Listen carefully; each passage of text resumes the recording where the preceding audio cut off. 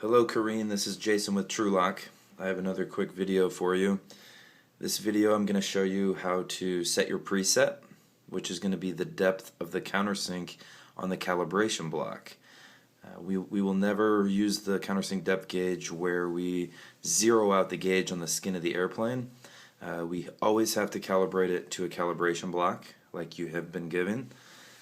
What we're going to do here is we're going to preset this digital indicator on the gauge to the value of the countersink depth of the calibration block.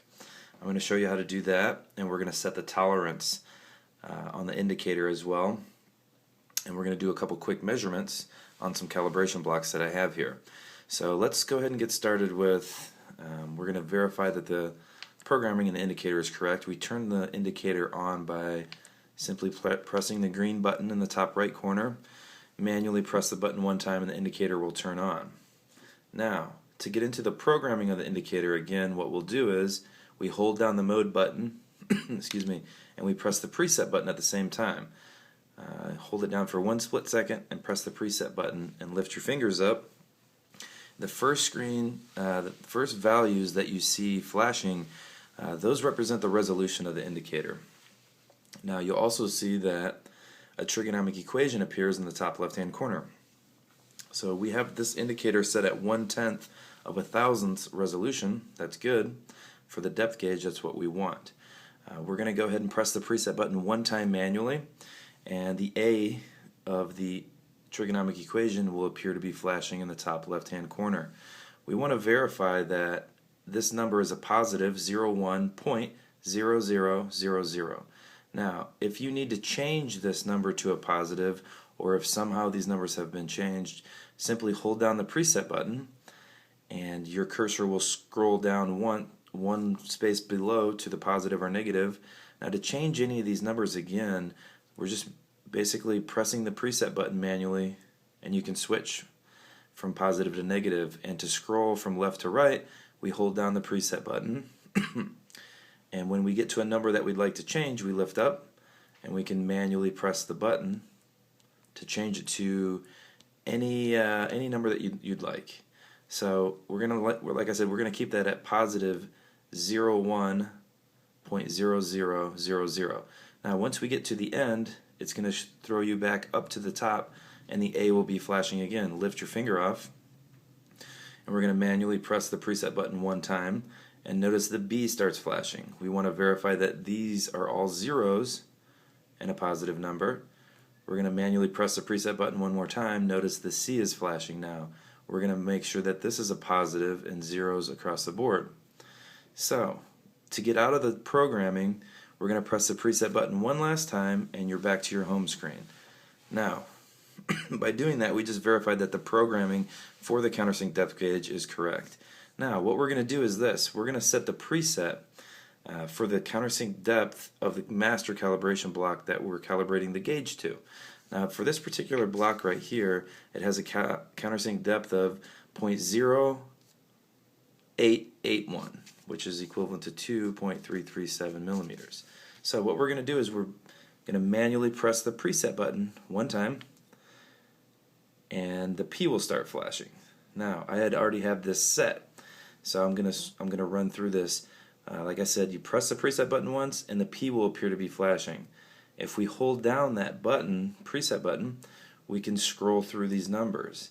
Now, we want to make sure that this number is a negative number. On the preset on a countersink depth gauge, it has to be a negative number.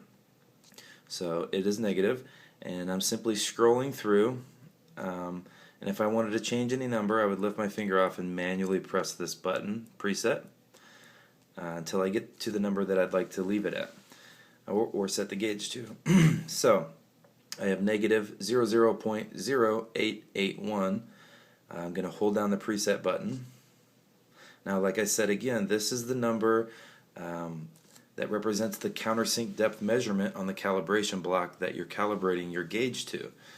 So once I've scrolled all the way through the preset and I have it set to a negative number to the exact countersink depth of the calibration block that we're calibrating the gauge to, we get to the P. The P will be flashing again on the far right side. We'll press the preset button one more time. Now we're back to the home screen. So we have verified that the programming is correct in the indicator. We've preset the gauge. Now, last thing that we're going to do is we are going to set the tolerances. Now, this is the same way we did it last time. We press the tolerance button one time manually. Now, when you see the arrow pointing to the right flashing, now that's going to be your upper limit, okay? This is basically the top of your tolerance, the highest, the uppermost or the max of your tolerance. So to change these numbers again, we're going to hold down the tolerance button, and we can go in and we can change any one of these numbers. Now remember, we set our preset to a negative number, so our upper tolerance number must be a negative as well. So we're going to manually press the tolerance button to change that to a negative, and we're going to hold down the button, tolerance button, until we get to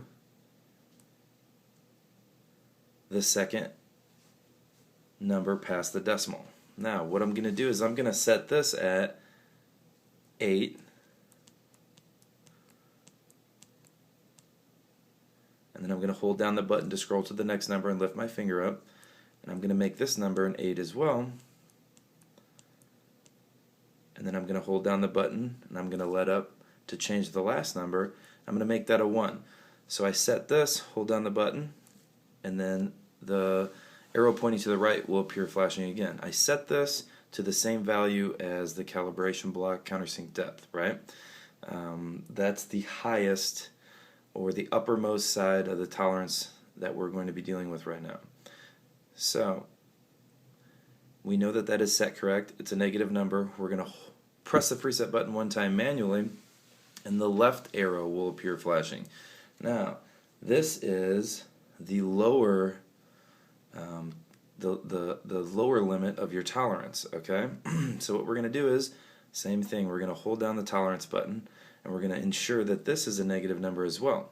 So we set this to a negative, and I'm going to hold it down until I get to the first number past the decimal point, and I'm going to lift my finger up. Okay, I want to change this to 1, and I'm going to hold the tolerance button down. I'm going to change this one to a 4. I'm going to hold it down until I get to the next number, lift up. I'm going to change that to a 1. Okay, now I'm going to hold this down until it shoots me up to the top. Now, the left arrow is flashing again. I review my numbers. Hey, yes, it's a negative number. I have negative 00.1041. Now, this is going to be the lower side of my tolerance for this application. So I press the tolerance button one time manually, and I'm back to my home screen. Notice now there is a 0 or an oval in the middle of the screen towards the top. Now, we have our programming set, we have our preset set, we have our tolerance set. Now I've set up a little quick application here to show you a couple different calibration blocks that I have, and they have different countersink depths. Okay, so the master calibration block that I'm using is 100 degrees, the countersink diameter is 460 thousandths, the through hole is 250 thousandths, and the countersink depth is 0.0881. Okay, so I'm going to press my gauge into my calibration block. Now bear with me one second.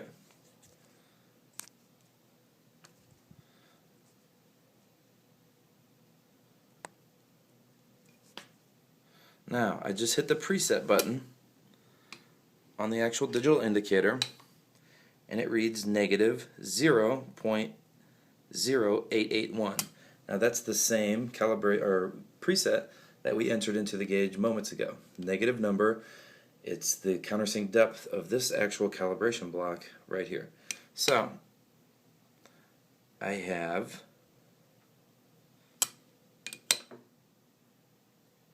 .0881. Okay, I'm going to pick it up, I'm going to put it back down. I just want to make sure that I have a good flush contact between my bushing feet down here and the actual face of the calibration block. Now, same idea goes when you're actually making a measurement. I know you guys are going through a drill jig, so like I said before, I think it's the easiest to get good flush contact between your bushing feet and, say, the AC skin by holding the gauge right above the knurl. There's a little groove right here, and pressing down and just making sure that you have good flush measurement or good flush contact between the bushing feet and the actual work face. So we know that we have the gauge preset to negative 0.0881. Now I'm going to go to the second block. This one has 100-degree countersink, 500 thousandths and 6/10 countersink diameter, 250 thousandths through hole, and a 1.1051 countersink depth. I'm going to set my gauge in my countersink, press down firmly. Now, it's giving you an actual measurement. If you see, the arrow to the left is showing because we set our lower limit to 1045. Now, we're past that. We're at 1051, so the left arrow is appearing on the screen because we are out of our lower limit tolerance that we set. If we would have set the tolerance to 103, 100, we would have a different icon would appear. But since we're out, we're seeing the left arrow appear. Okay? So we're going to go back and we're going to show you again. We're going to calibrate the gauge to the calibration block, verify everything's measuring correctly. It is. We're seeing negative 0.0881 and the oval in the middle. The second block that we just looked at, we're seeing negative 0.1051 with the left arrow appearing because we're past our lower limit. And we're going to go to the third block here in the application, which is 100 degrees, 0.4726 countersink diameter. Through hole is 250 thousandths again as well. And the countersink depth on this third block is 0.0933 countersink depth. And we're going to go ahead and measure that. Now, as you see, this is obviously a negative number as well. You have 0.0933 with the oval in the middle because that number falls in between the upper and lower limit that we have set. So we'll go ahead and measure it a couple more times. That's our calibration block, our master block, set at 0.881. And we're seeing the oval in the middle because that's definitely inside the upper and lower limit that we've set. I go ahead and set my plunger. I find the countersink, make sure it's in there, and just simply press down. Now, as you see, that's the 1051 that we know is the depth of that countersink depth of that calibration block. And the third one, again, is negative 0.993. Okay, so the gauge repeats nearly every time perfectly if you get good flush contact between the bushing feet and the work face. I know we just spoke about you guys are going through a drill jig, I understand that, but it's very, very important. Even if you hold the indicator or the gauge like this and you drop it in, it will center itself. If you can find the hole, it will center itself. So you know you're in the hole, and then you just simply press down and just make sure, I'm putting a considerable amount of pressure, not a whole lot, but enough to just make sure I have peace of mind that the bushing is contacting the work face or the block face evenly, flush, with a good amount of pressure.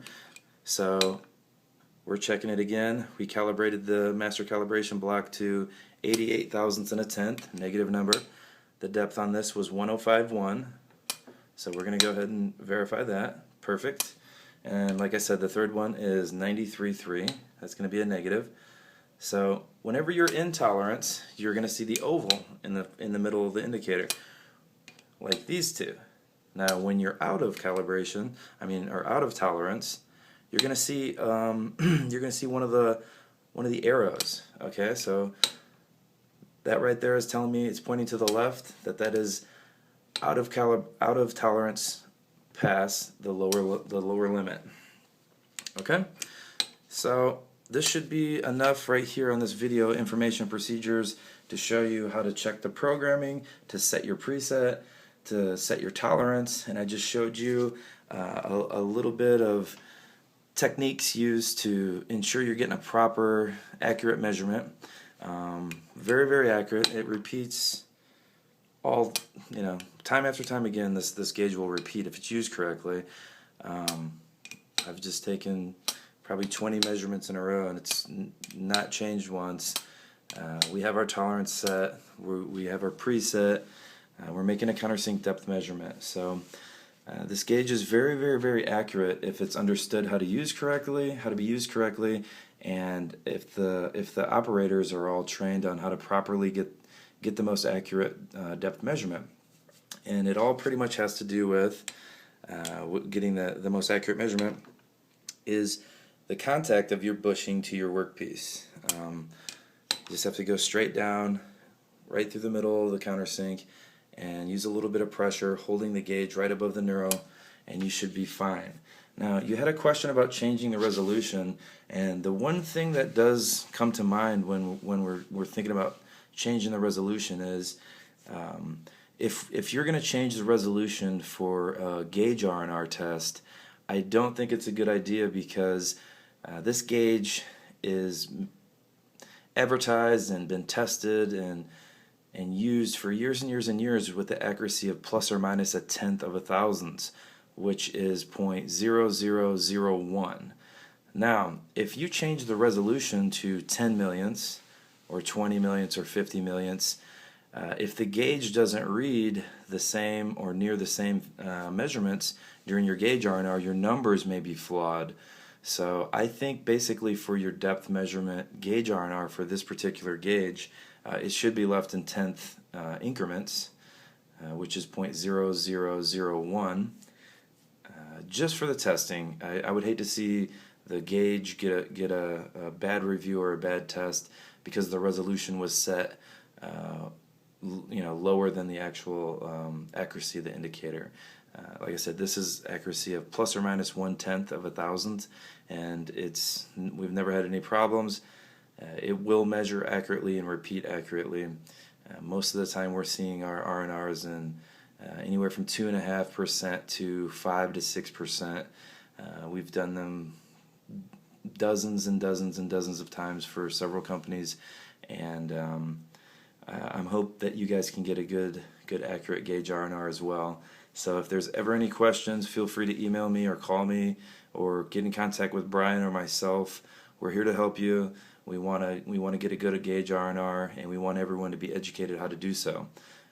So that's the video. If you have any questions, do not hesitate to contact Brian Hunkins or myself, Jason Norman.